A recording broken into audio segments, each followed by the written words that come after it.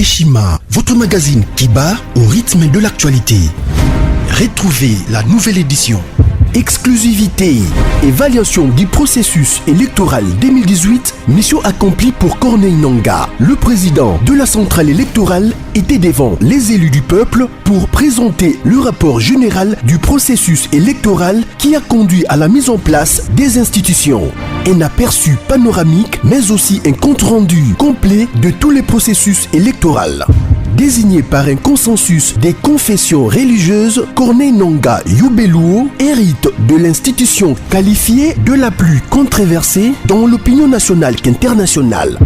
Jouissant d'une expérience en matière électorale de près de 20 ans, dont plus de la moitié passée au sein de la centrale électorale congolaise, Corneille Nangaa Yobeluo présentait inéluctablement les profils idéaux pour diriger la CENI. La révolution de la machine à voter, une innovation qui a permis l'organisation inédite et la fiabilisation des résultats des scrutins directs combinés présidentiels, législatifs nationaux et provinciaux de décembre 2018. Aujourd'hui, personne n'en dédie le bon fonctionnement.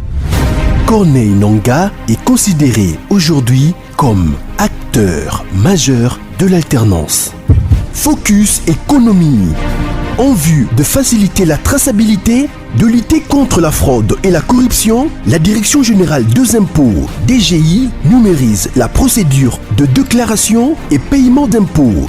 Sonas, Bonieme Ekofo soutient le leadership féminin au sein de son entreprise. Découverte. Après 3 décennies dans le travail législatif, Christophe Lutundula intègre l'exécutif national. Zoom sur la gratuité de l'enseignement primaire. Qu'en restait-il? À lire également les alliances, atouts et faiblesses de la politique en RDC. Zlekaf, que gagnerait la RDC? CPI, l'illusion d'une justice internationale équitable. Culture, Mwanankazi, un statut familial particulier. Retrouvez l'intégralité du magazine Eshima dans les kiosques. Eshima Magazine, un nouveau standard d'information. Vous informer au quotidien, c'est notre devoir. Chercher l'information pour vous, c'est notre passion. Madame, Messieurs, bonjour, bonsoir. Ça dépend de l'ère à laquelle vous nous suivez, de partout dans le monde entier. Bienvenue dans votre émission Basango ya Congo, écho du Parlement, écho de l'Assemblée nationale. Mokoloma lelo, ezala qui tellement qui te connaît lengi mingi, batrita qui ezala qui projet de loi moko proposé par un député dont le nom m'échappe.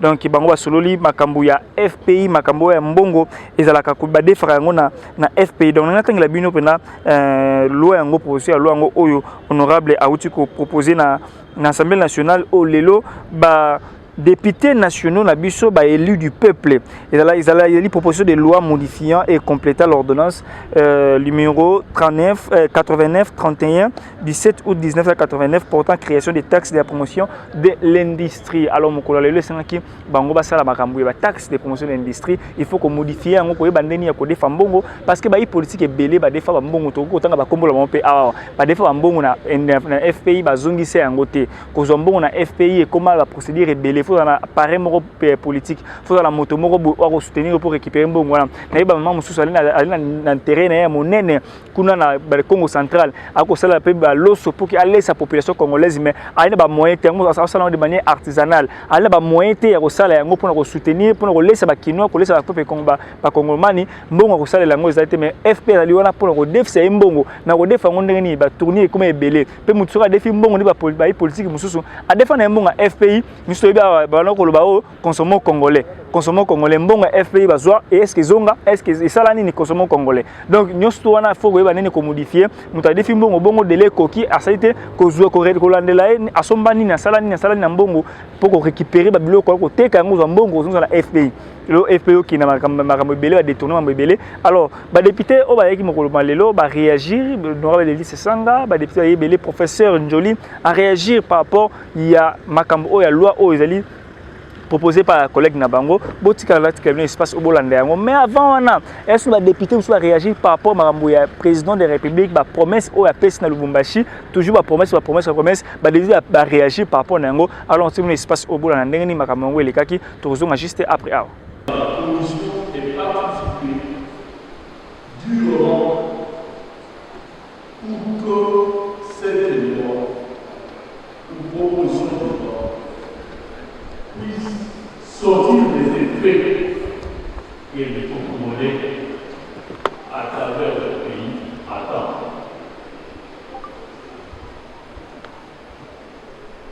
Parce que je l'ai déjà jugé recevable. Et c'est ce que je commande pour gérer l'État d'Israël pour que ça puisse devenir une proposition de loi. Pas une proposition de loi, mais que ça devienne non plus aussi une ordonnance loi du temps d'Israël, mais plutôt que ça devienne une loi de notre temps. Et réprimander tous ces contrevenants qui ont bénéficié pour ces pays beaucoup de moyens, mais qui malheureusement n'ont ni remboursé, ni réalisé des projets pour lesquels ils ont sollicité ces crédits. Et nous constatons qu'ils sont en train de rouler carrosse à travers toutes les rues de la République. Pourquoi cultiver cette impunité? Pourquoi continuerons-nous à cultiver cette impunité pendant que ceux qui nous envoient ici cherchent à ce que nous puissions développer l'arrière-pays? Vraiment. Mais ce sont les mêmes fils de ce même pays qui prennent le truc, mais qui ne veulent pas réaliser ce que nos populations, à travers le pays, devraient bénéficier. C'est pourquoi, collègues, je sollicite à l'Assemblée plénière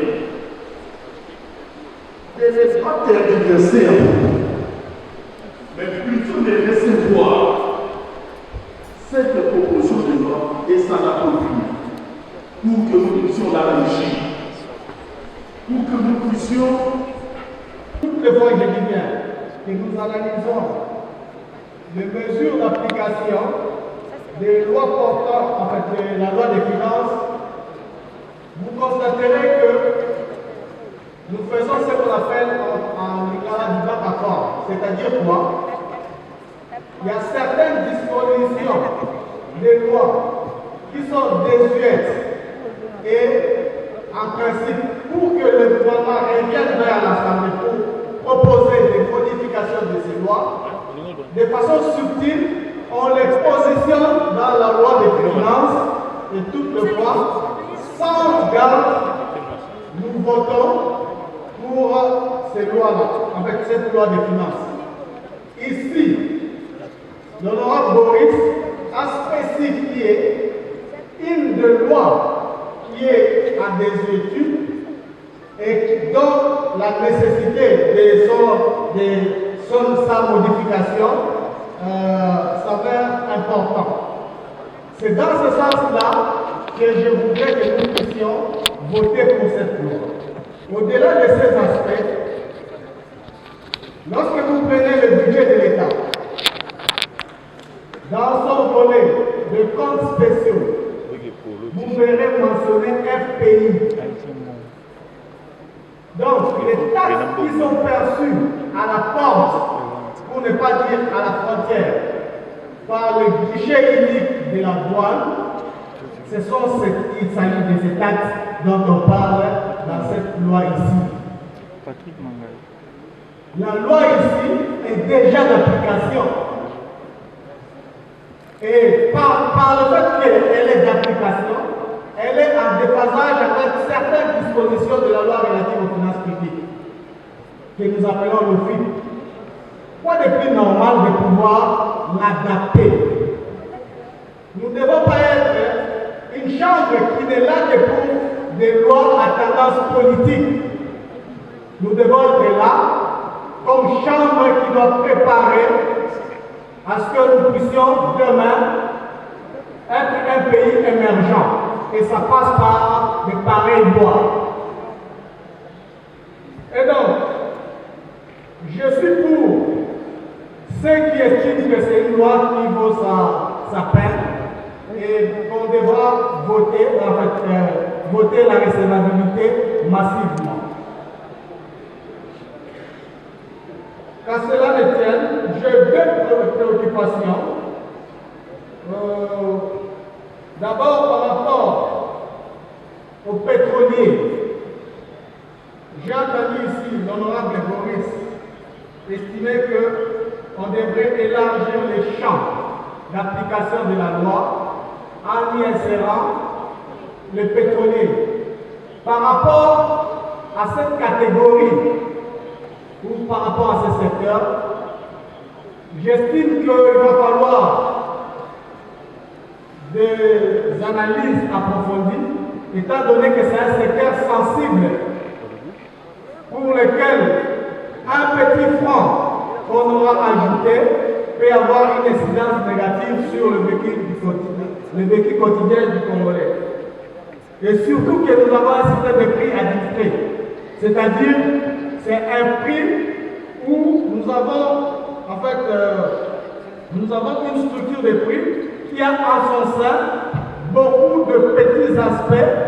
Peut-être, lorsqu'on aura analysé ces aspects, on pourrait estimer que ça sera plutôt d'avoir telle redevance qui n'a plus son sens, autant laisser la place peut-être à la redevance sur la taxe pour la promotion de l'industrie, en fait de pouvoir doper la croissance. S'agissant des pénalités, j'ai fait une lecture du texte. J'estime que pour les pénalités, étant donné que la taxe ici est greffée à la taxe douanière à l'importation, il n'y aura pas possibilité de pouvoir avoir des pénalités, étant donné que pour lever la marchandise, vous devez, après avoir rempli les bulletins de liquidation, vous devez avoir payé la totalité de ce qui est sur le bulletin de liquidation avant que vous puissiez être servi. Donc, au niveau de la porte, au niveau de la douane, je suis acheté, honorable président, 1 minute seulement. Donc, à ce niveau-là, j'estime qu'on ne parlera même pas de pénalité et surtout qu'avec les décrets qui venaient d'être pris par le Premier ministre avant qu'il ne parte. Des collègues qui ont fait l'initiative de propositions de loi, l'une relative au code pénal, et l'autre c'est par rapport, disons, à la manière dont fonctionne le pays en République démocratique du Congo. Vous étiez le premier à intervenir. Qu'est-ce que vous pouvez, de manière succincte, éclairer l'opinion sur ces deux propositions de loi, surtout leur quintessence? Alors, merci à monsieur le journaliste. En ce qui concerne la loi modifiant la loi de 89 sur la taxe de promotion industrielle, nous avons estimé que cette loi, cette initiative était très importante parce que lorsque le gouvernement veut atteindre dans les 3 ans 36 milliards de dollars au titre du budget, subdivisé par 3 ans, ça fait 12 milliards. Par quel moyen allons les atteindre si on ne crée pas des taxes? Et là, il ne s'agit même pas d'une création d'une taxe, parce qu'elle est déjà créée depuis 1989. Il s'agit d'élargir l'assiette pour que ceux qui ne la payent pas aujourd'hui puissent la payer. Ça, c'est le premier point. Le deuxième point, l'avantage pour les gens qui doivent payer, c'est qu'on n'a pas augmenté le taux. Le taux est resté toujours de 2%. Le troisième élément qui est très important dans cette proposition de loi du collègue Mboukou, c'est que l'argent que le FPI prête aux citoyens.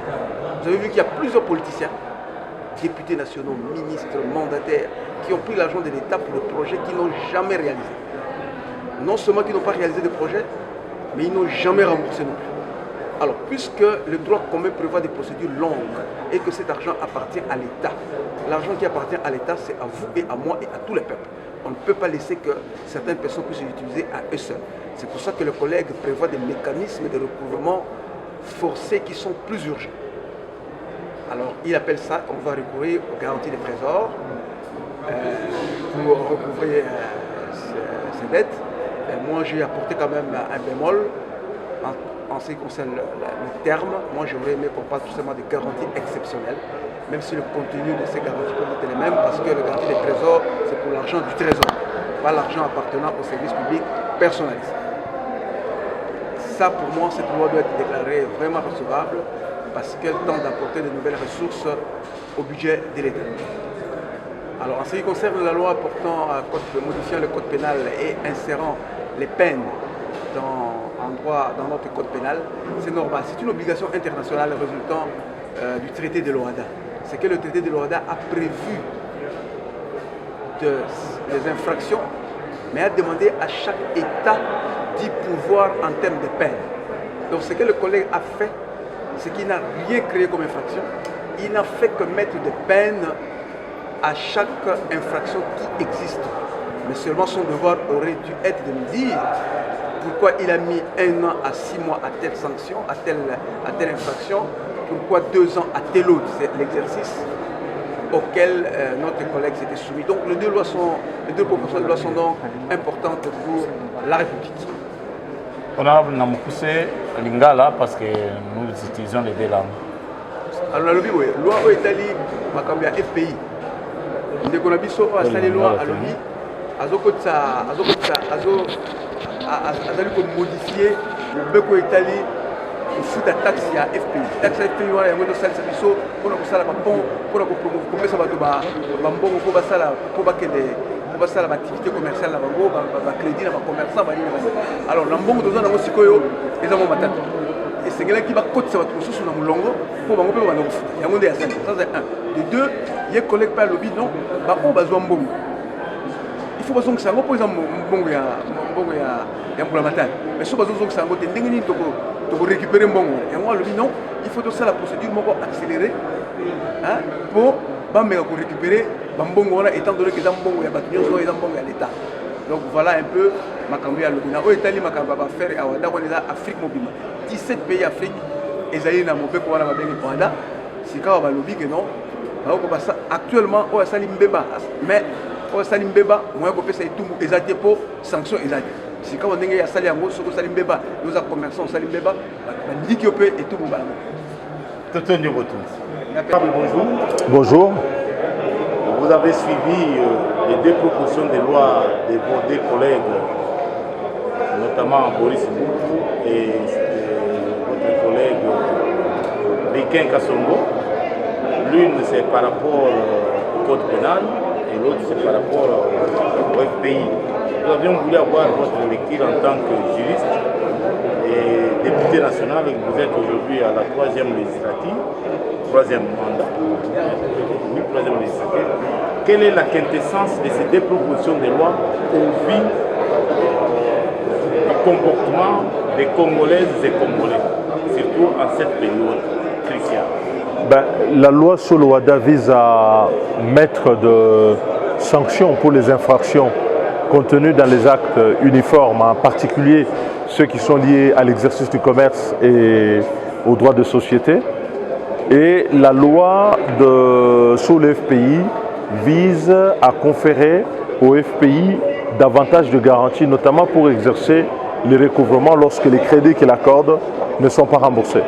Mais de mon point de vue, je pense que en ce qui concerne le FPI, on aurait pu prendre parti de la situation actuelle pour véritablement reformer. Ce pays a besoin d'une grande banque d'investissement.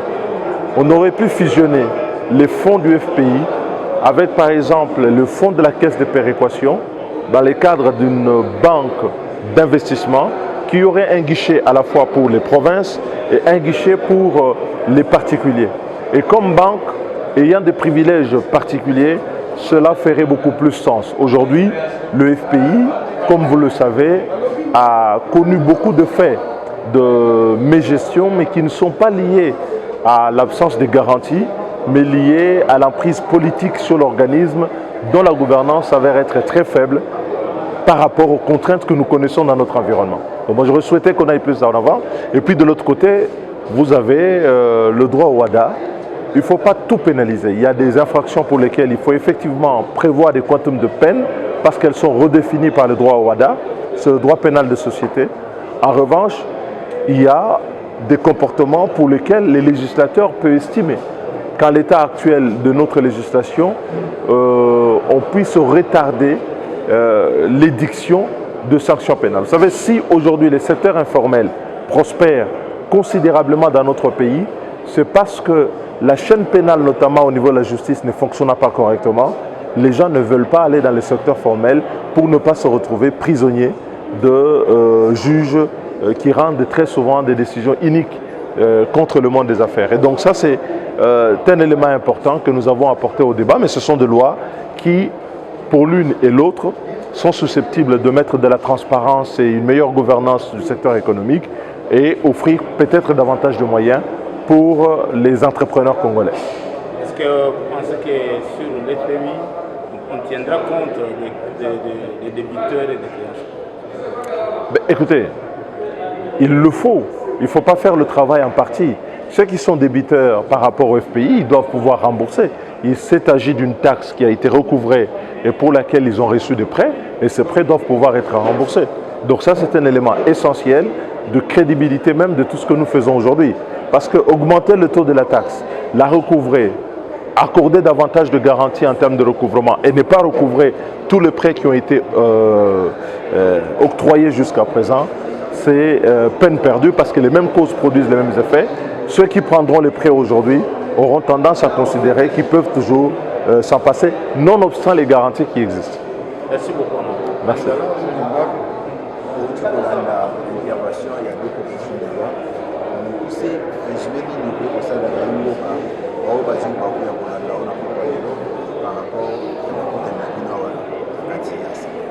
Mobeko liboso etali makambo ya Owada pamba te ezali na mikano ekomami kuna na buku oya Owada pe esengeli batia etumbu likolo na yango wana ezali malamu mais eloko tokosenga ezali ete bato bakosalaka mombongo na kati kita na kati na mboka na biso bazali na problème mingi souvent na bajuge na biso soki botie mikano botie pe etumbu toyebaka ete bazuzi ndenge bakosalelaka ekolo bosembo penze na kati na mboka na biso te. Donc na wana nga na kosenga ete mikano mosusu totia etumbu mais mosusu tozela na ino parce que tant que tozobongisaka justice eza kobonga te mikano tokotia en place na etumbu tokobakisa ekozala neti tracasserie mpona bahomme d'affaires ebele kati nekolo na biso basaka mombongo mais basé na secteur informel mpona nini bakobanga zuzi bakobanga tracasserie kobakisaka tracasserie sur tracasserie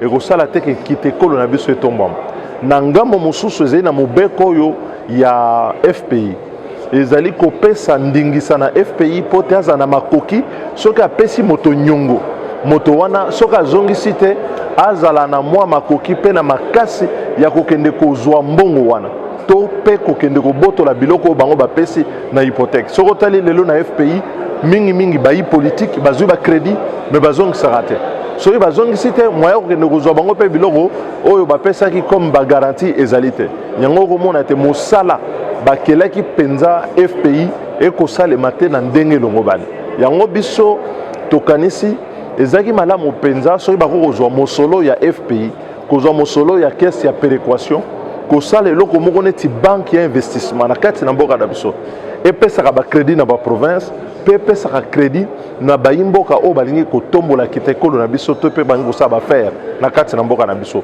wana ekozala malamu koleka parce que lokola banque ekozala na statut moko clarifie mpe ekozala malamu ole ya FPI ezali lokola eloko ya bapoliticien na miso na mitu ya bakongole mingi ezali eloko eza na kotinama na bapoliticien mpo bazwaka bacrédit to mpe kopesa crédit na balibanais mais bana mboka mpenza bakoprofite nango mingi te.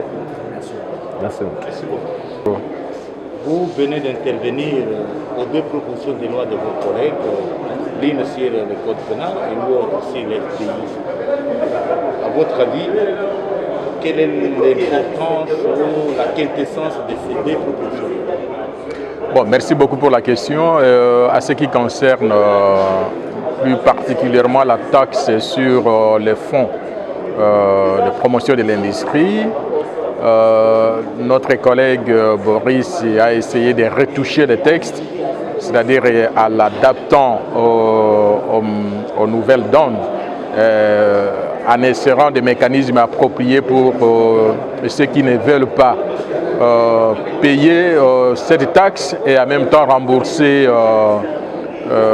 ce qu'ils ont eu comme prêt afin de contribuer à la promotion de l'industrie sur le plan local.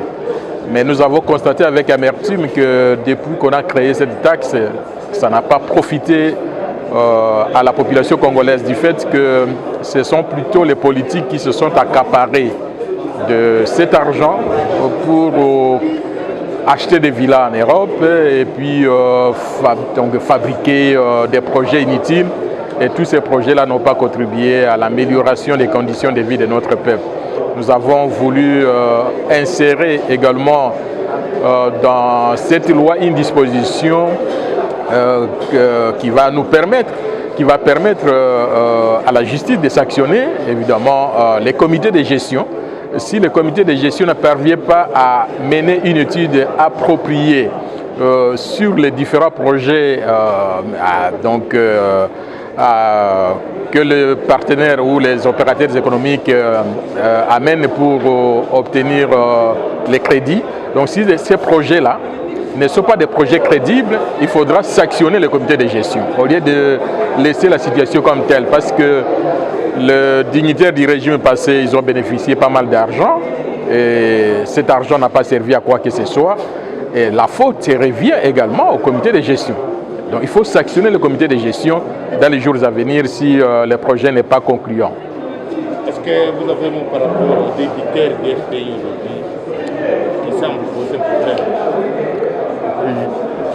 Les débiteurs, les créanciers des FPI. Bon, c'est ce que je viens de dire. Nous avons les débiteurs du FPI qui sont pour la plupart des dignitaires du régime. Et nous avons constaté avec amertume que ce sont les membres du comité de gestion qui ont facilité cette opération. Et ils ont attribué de l'argent à ceux qui n'ont pas d'activité sur terrain. Et notamment, j'ai vu dans l'ancien rapport qu'il y a quelqu'un qui a demandé 2 millions de dollars pour la fabrication des beignets. Est-ce que c'est normal? Il y a quelqu'un qui a demandé de l'argent pour la construction des ponts. Or, nous sommes dans le domaine industriel. Ça ne se marie nullement. Et cet argent n'a jamais été remboursé. Et dans la loi, dans la proposition de loi, on a mis les différentes pénalités pour ceux qui ne remboursent pas à temps et également pour ceux qui payent la taxe en retard. Mais en plus de cela, nous avons proposé qu'on puisse insérer une disposition contraignante pour sanctionner tous les membres de la commission chargée d'étudier les dossiers de chaque requérant. Merci beaucoup, honorable. Merci. Et moi, Lingala, par rapport à ça. Bon, tout dit que débattre loi, proposition à loi étali makambo ya fond de promotion de l'industrie, ou étali taxe, ou ebongiete ba opérateur économique ba futaka po na kosalisa tomboa ya ba industrie na biso po totika ko lia kabiloko mingi outaka libanda. Mais kasi tomoni ete bandeko ba geraki mboka na biso na mikolo eleki mbongo ya FPI ba memanaka nango pona makambo mususu pona kotonga bandako na poto kosomba bandako et puis kosala ba projet moko fantaisiste. Tomoni ete ebongi na kati na loi wana toti à disposition moko oyo kopesa biso makoki na kopesa etumbu na commission oyo etali makambo ya komanyola ya koétudier ba dossier ya ba projet oyo bato bazoya nango po bazwa nango mosolo ya leta. Donc soki bapesi yo mbongo et que mbongo wana ekei na projet oyo ebongaki te ekende na yango, il faut sanctionner le comité de gestion. Parce que le comité de gestion azotala oyo mutu toza na parti moko ndeko na ngai napesa ye moi occasion azwa mbongo po asomba bandako tout ça. Et dans les cas d'espèces, il faut bango bazwa pesa action. Ce qui est tout eza te pona bango makambo ko bongate. Merci mingi.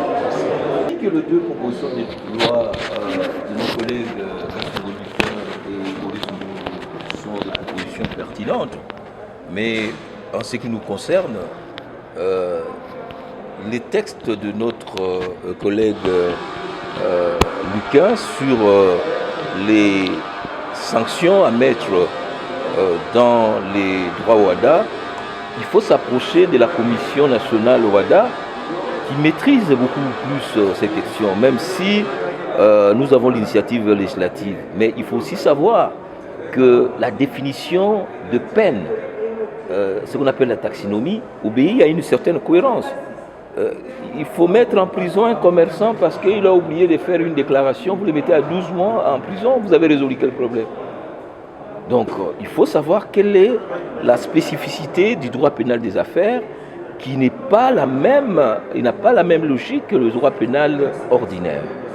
Ça c'est un. En ce qui concerne la proposition de l'honorable Mboukou, c'est vrai qu'il y a la nécessité d'étendre les taxes, mais ces taxes doivent obéir à la cohérence de notre système juridique.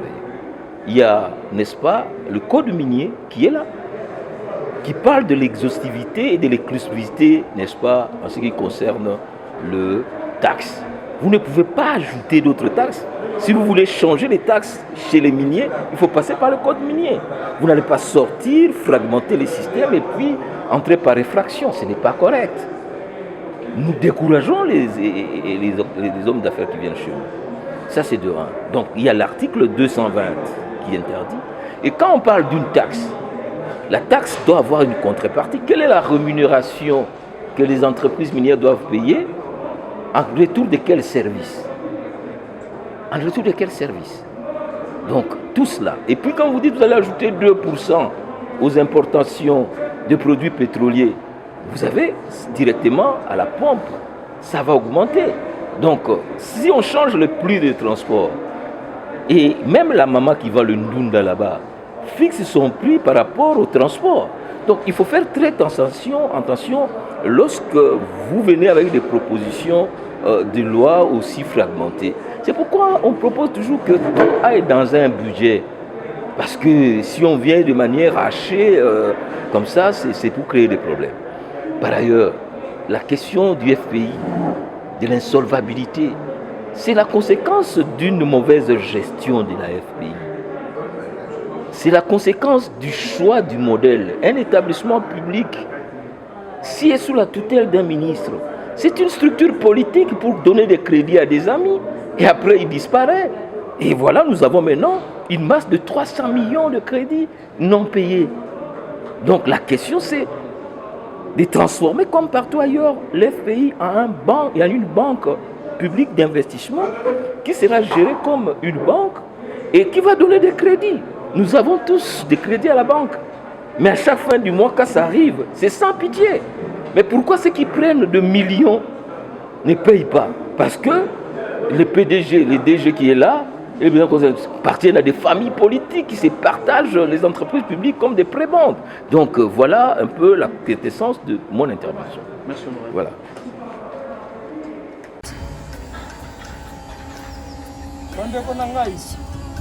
Conteneur yango ezokende le 26 mai levokanga conteneur okanga conteneur chaque mois donc next ekozala le 26 mai olingi otinda velo mutuka lise osi okangi biloko tu omemaka na biso benga biso comme ça toya tomema biloko totinda na Congo.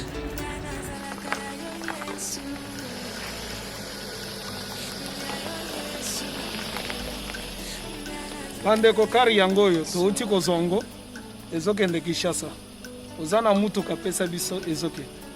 Merci. Le 26 mai mosusu ekwende ya 2021 otoza nango donc tosalaka chaque mois oza besoin na carton benga biso ya monene yango moyenne yango oyo moyenne yango oyo na carton na biso ya moke oza na 3 dimensions oyo nyonso olingi otinda benga biso tozozwa bavelo tozozwa bavalise mituka tozozwa donc eloko tu tozomema na Kinshasa. Merci beaucoup. Mutuka, vélo, salon, biloko ndako, biloko tout tozomema. Donc, vous hésitez que vous venez à biso, nous allons